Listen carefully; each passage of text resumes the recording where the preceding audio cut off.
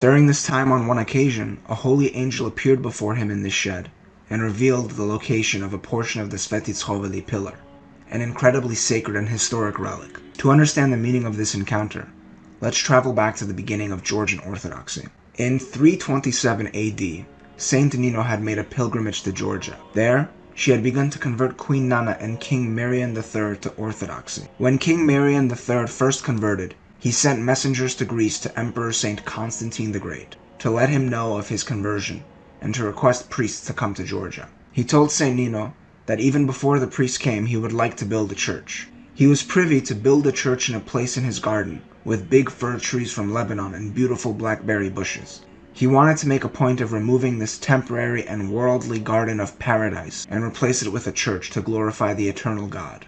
The construction of the church started, and big fir trees were cut down for the church to be built. 7 pillars were prepped out of these trees. 6 pillars were placed in a circle around a 7th center pillar.